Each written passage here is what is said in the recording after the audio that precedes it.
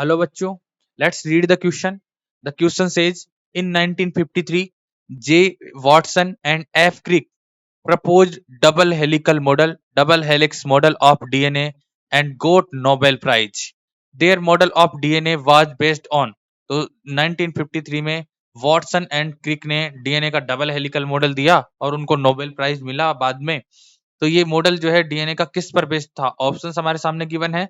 X ray diffraction of DNA produced by Wilkins and Franklin, Griffith's experiment and Hershey Chase experiment, and option D Chargaff rule of base equivalence.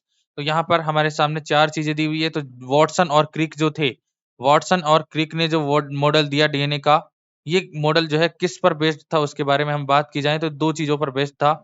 एक तो जो Wilkins और Franklin का x ray crystallography का जो था data था, X ray X ray crystallography, X ray diffraction crystallography का जो डाटा था उसको यूज किया इन्होंने। और दूसरा इन्होंने यूज किया चारगाफ के रूल को।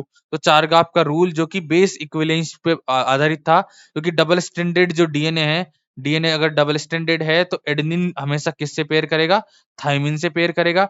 और ग्वानिन हमेशा किससे करेगा? साइटोसिन से पेयर करेगा। तो जितने नंबर में एडेनिन प्लस ग्वानिन रहेंगे या एडेनिन प्लस साइटोसिन रहेंगे, उतने ही नंबर में कौन रहेगा? उतने ही नंबर में थाइमिन प्लस साइटोसिन रहेगा। या अपन कह सकते हैं यहाँ अगर सी साइटोसिन पहले लिख दिया है तो थाइमिन प्लस ग्वानिन रहेंगे। तो ये दोनों ही रूल जो है ट्रू है, दोनों ही चीजें जो है ट्रू है। तो यहाँ एडेनिन और ग्वानिन का जो नंबर है, अर्थात यहाँ पर एडेनिन ग्वानिन दोनों कौन है? प्यूरिन है। और थाइमिन साइटोसिन कौन है? पिरिमिडिन। तो प्यूरिन बराबर पिरिमिडिन, ये रूल था चौरगॉफ का रूल, जिस पर डीएनए का डबल हेलिकल मॉडल बेस्ड था।